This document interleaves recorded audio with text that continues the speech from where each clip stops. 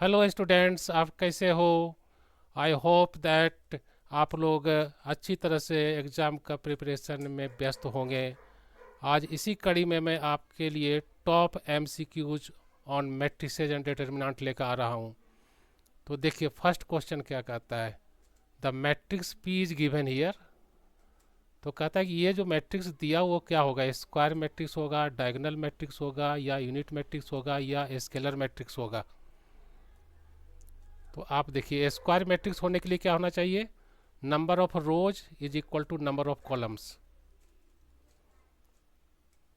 Number of rows equal to number of columns होना चाहिए।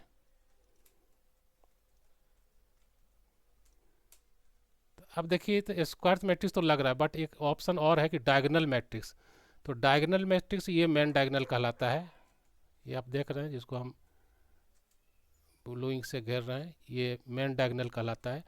तो ये डायगोनल मैट्रिक्स तब होता जब इसमें नॉन जीरो एलिमेंट होता है ना। तो यहाँ पर जीरो दिया हुआ है, इसलिए ये डायगोनल मैट्रिक्स भी नहीं है। यूनिट मैट्रिक्स होने के लिए क्या चाहिए?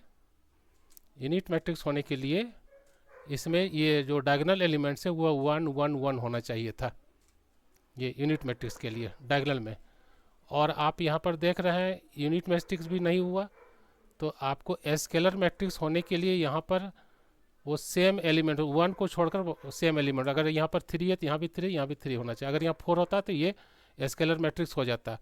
तो हमारा लगता है कि ऑप्शन वन ही सही है, स्क्वायर मैट्रिक्स होगा। So number of rows equal to number of columns, so this is the required answer. So option A is correct here. So now question number 2. The given matrix, ये matrix दिया हुआ है, तो what type of this matrix?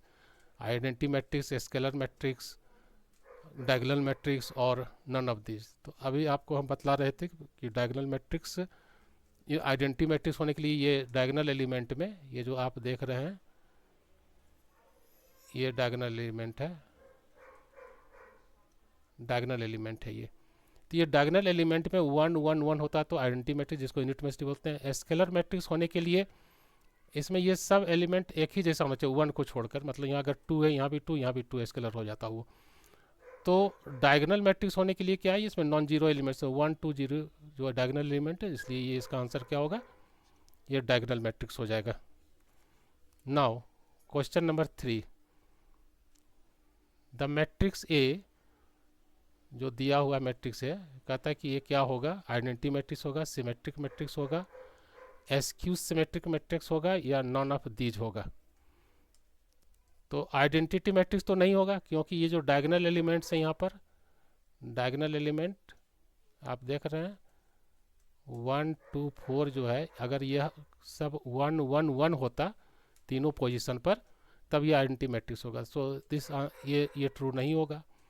अब symmetric matrix के लिए क्या होना चाहिए कि अगर हम ट्रांसपोज लें, अगर मान लो कि एक एक ट्रांसपोज लें, मीन्स ए डैश, तो ट्रांसपोज का मतलब क्या होता है कि कॉरेस्पॉन्डिंग रो और कॉलम को हम लोग इंटरचेंज करते हैं। जैसे ये फर्स्ट रो में, तो इसको फर्स्ट कॉलम में लिखेंगे 1 0 0।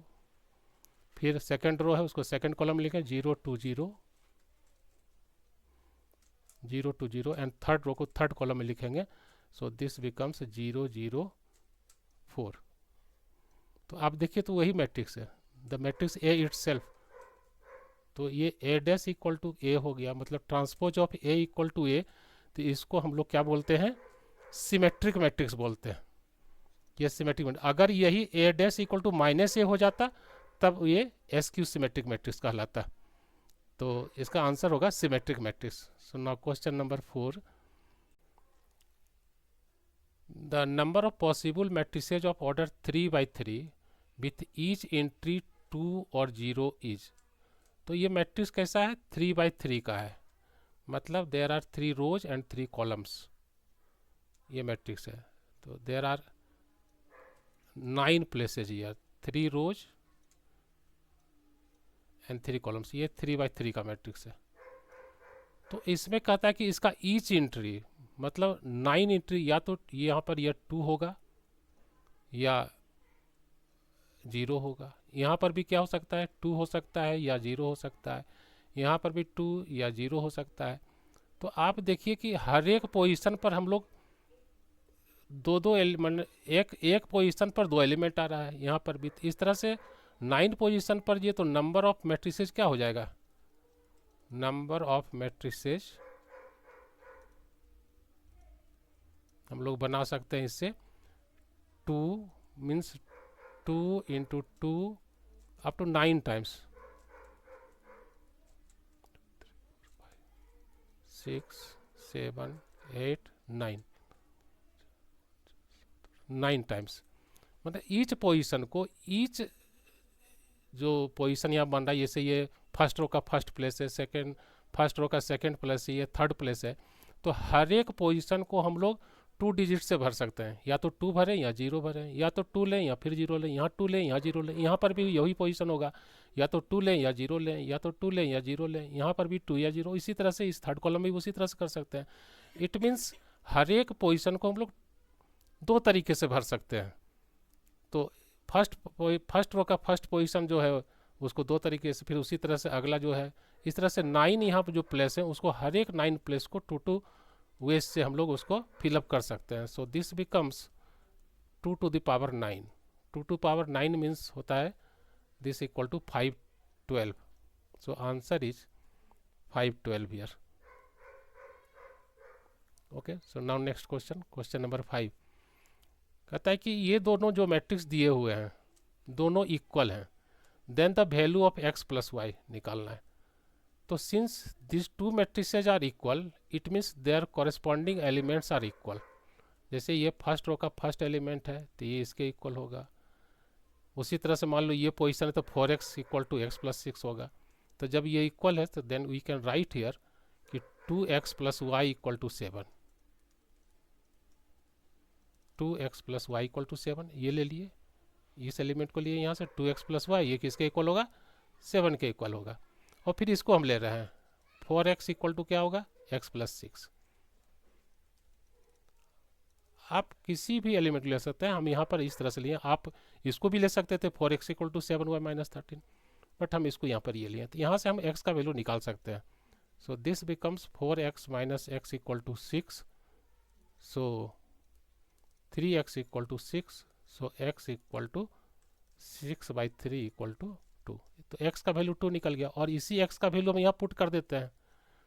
जब x का value put x equal to 3 here, x equal to 3 put करने पर क्या होगा, 2 into 3 and plus y equal to 7।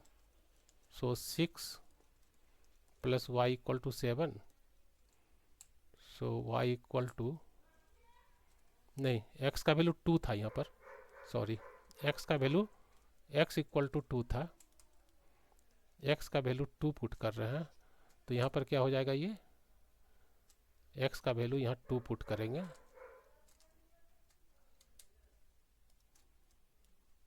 यार फिर से हम इसको बना देते हैं। x का वैल्यू क्या पुट करेंगे, 2 plus y equal to 7। So this equal to 4 plus y equal to 7। So यहाँ से आपको निकलेगा y इक्वल टू 7 माइनस 4। तो x का वैल्यू आ गया, x का वैल्यू आ गया 3, सॉरी y, x का वैल्यू आया 2 और y का वैल्यू 3 आया। So x plus y equal to कितना हो जाएगा, 2 plus 3 that is 5। So option B is correct. Now next question, question number 6, if a and b are 2 matrices of order 3/m and 3/n। कहने का मतलब है a का जो order है, a का ऑर्डर क्या है, ये इसका ऑर्डर क्या दिया हुआ है, ये है 3/m का, और matrix B is 3/n, matrix B is 3/n and also given m equal to n, m equal to n। मतलब यहाँ पर m की जगह हम n पुट करते हैं तो a बिकम्स 3/n और ये 3/n। तो कहता है कि what is the order of 5a minus 2b। तो आप जानते हैं कि किसी भी दो मैट्रिक्स को अगर ऐड करें या सब्ट्रैक्ट करें तो दोनों मैट्रिक्स तभी दोनों मैट्रिक्स को तभी ऐड या सब्ट्रैक्ट कर सकते हैं जब ए और बी का ए और बी सेम ऑर्डर का हो। अगर यह सेम ऑर्डर का हो गया तो मतलब मान लो कि ये 3/m ऑर्डर का है तो ये 3/m ऑर्डर का होगा। अगर यह 3/n ऑर्डर का है तो ये 3/n ऑर्डर होगा। तो यहाँ से भी m इक्वल टू n आ गया, तो ऑर्डर ऑफ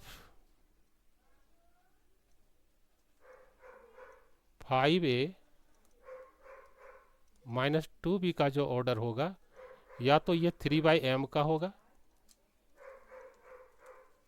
या 3/n का होगा।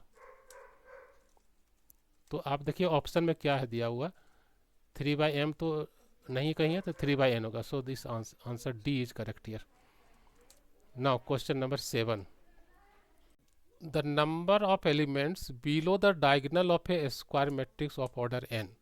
ये मैट्रिक्स दिया हुआ ऑर्डर n का मतलब n/n ऑर्डर का मैट्रिक्स है। ये जो मैट्रिक्स दिया हुआ है आपका, this matrix is given as n/n का दिया हुआ है।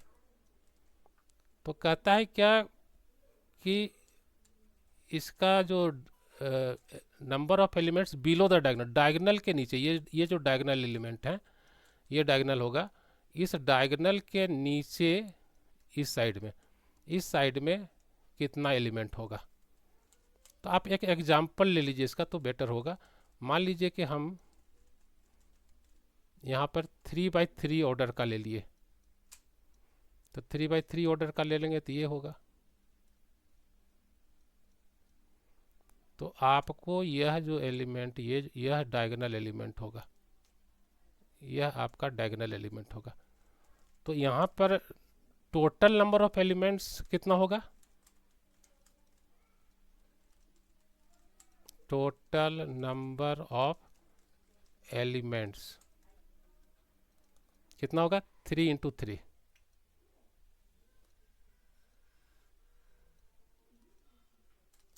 That is 9।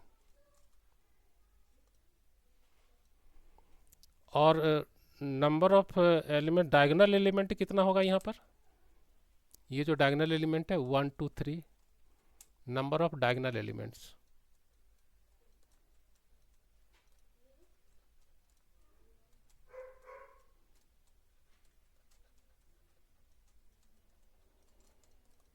कितना है, 3 है। तो अब देखिए अगर टोटल 9 में से डायगोनल एलिमेंट को माइनस करें तो हमारा जो ये आएगा नंबर ऑफ एलिमेंट्स बिलो और अपर द डायगोनल। तो कहने का मतलब, सो therefore number of elements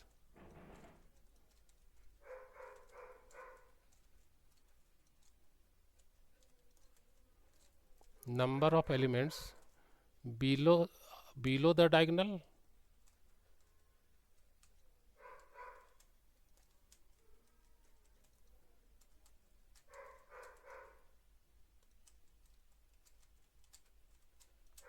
and upper the diagonal, चाहे above बोलो, above the diagonal।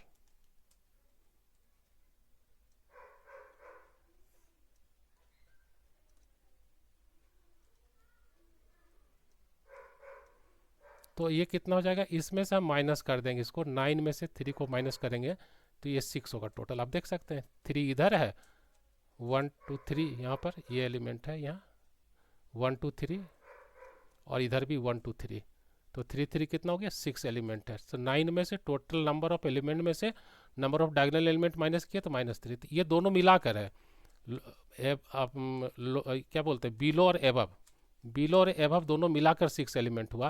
तो यहाँ क्वेश्चन में कि you have to find the number of elements below the diagonal. तो इसको क्या करेंगे, दोनों में तो बराबर बराबर, इसको 2 से डिवाइड कर देंगे।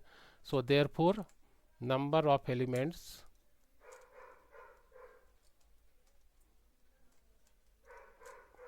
Below the diagonal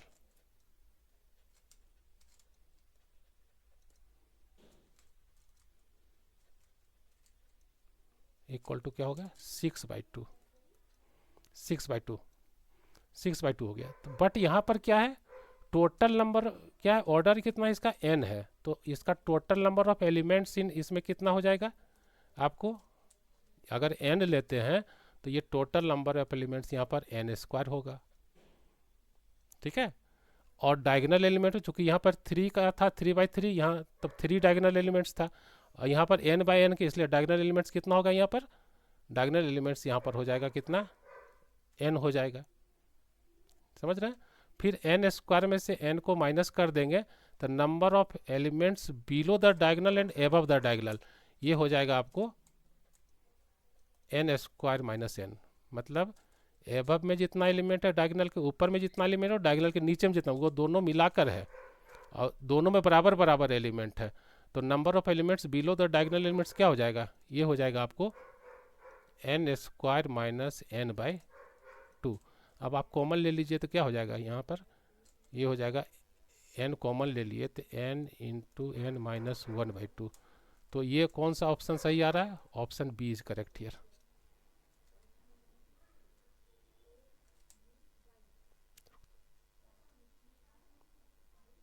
Now question number 8. If A is a matrix of order m/n and B is a matrix, B भी एक मैट्रिक्स है बट इसका ऑर्डर मालूम नहीं है, such that A into transpose of B and B transpose into A both are defined, मैंने इसका जो है सो मल्टीप्लिकेशन दोनों मैट्रिक्स का डिफाइंड है। और आप जानते हैं कि डिफाइंड कब होता है, दो मैट्रिक्स का अगर ए बी डिफाइंड होगा, मान लो कि ए का ऑर्डर है, ये मैट्रिक्स है ए का मैट्रिक्स ए है, इसका ऑर्डर है कितना m/n, और बी मैट्रिक्स है n/m। तो अगर ये number of columns in A is equal to number of rows in B, अगर दोनों इक्वल होगा तभी जाकर ए इंटू बी डिफाइंड होगा। समझ रहे हैं बात को, ये डिफाइंड तभी कहलाएगा। तो ये कहता है कि ये दोनों मैट्रिक्स क्या है, डिफाइंड है। Then order of matrix B कहता है।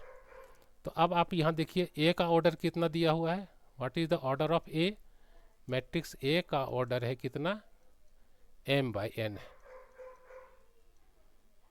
और बी का ऑर्डर क्या है,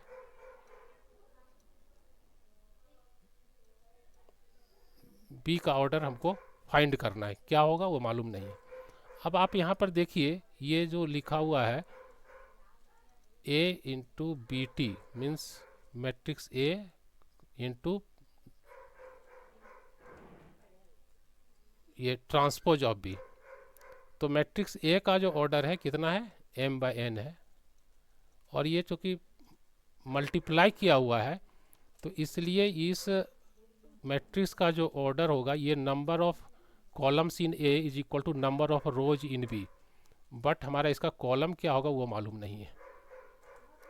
फिर यहाँ से देखिए ये ट्रांसपोज ऑफ बी इंटू ए, तो अब इसका ये इससे इसका चूँकि ऑर्डर कितना है, ए का ऑर्डर कितना है m/n, अब चूँकि ये मल्टीप्लाई किया हुआ है तो ऑटोमेटिक ये जो नंबर ऑफ रोज जो ए है वो नंबर ऑफ कॉलम्स के बराबर होगा, मतलब ये कॉलम इसका कितना होना चाहिए m होना चाहिए, है ना। और रो कितना है, तो रो तो हमारा n दिया ही हुआ है,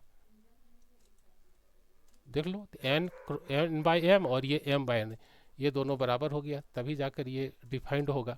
तो कहने का मतलब यहाँ पर ऑर्डर ऑफ, यहाँ पर क्या होना चाहिए m होना चाहिए।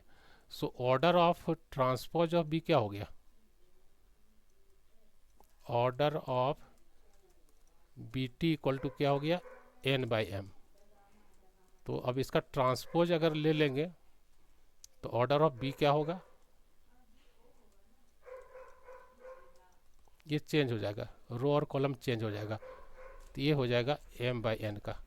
So order of B is m, option C is correct here. Now question number 9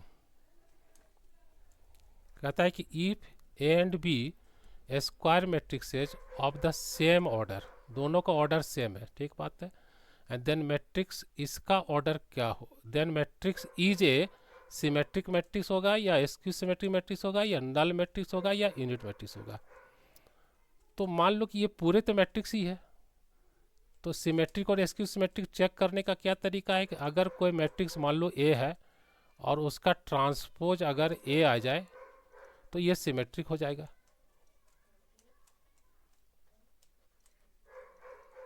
और अगर transpose of A equal to minus A हो जाए तो ये हो जाएगा आपको एस क्यू सिमेट्रिक,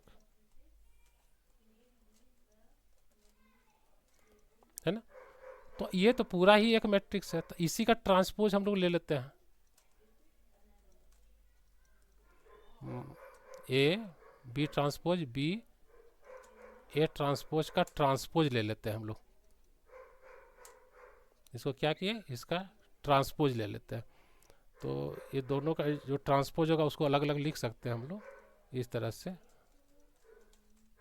ये ट्रांसपोज हो गया माइनस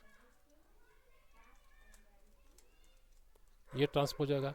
और ट्रांसपोज का आप नियम, ये जो प्रॉपर्टी है आप पढ़े होंगे और जान भी रहे होंगे, तो ये हो जाता है क्या, उल्टा हो जाता है, B transpose and then A transpose. तो इसी फॉर्म में लिखेंगे हम लोग, क्या लिखेंगे, ये उल्टा होगा, ट्रांसपोज ऑफ बी का ट्रांसपोज और ये ए ट्रांसपोज हो जाएगा माइनस, इसी तरह से इसको लिखेंगे ए ट्रांसपोज का ट्रांसपोज और बी का ट्रांसपोज। तो देखिए transpose of B, transpose of B then B itself, ये बी होगा और ये ट्रांसपोज ऑफ बी। उसी तरह से ये transpose of A is A B T. अगर आप यहाँ से तो सेम तो नहीं आ रहा, तो माइनस कॉमन ले लीजिए। यहाँ माइनस कॉमन लेने से क्या हो जाएगा, ये बन जाएगा A B T minus B A T. तो देखिए ये किसके बराबर, इसी के बराबर हो गया ना। मतलब दिस इक्वल टू, इसका जब ट्रांसपोज लिए तो हमको ये माइनस ऑफ दिस आ गया इसका। तो क्या होता है, ये माइनस आ जाने पे ये एस क्यू सिमेट्रिक मैट्रिक्स हो जाता है। सो answer is S Q symmetric matrix. Option A is correct. उम्मीद करते हैं कि आप लोग को यह वीडियो अच्छा लगेगा, आप इससे एग्ज़ाम के लिए प्रिपेयर्ड हो सकेंगे और उम्मीद है कि इन टॉप क्वेश्चनों में से कुछ क्वेश्चन तो ज़रूर आएंगे। Thank you for watching.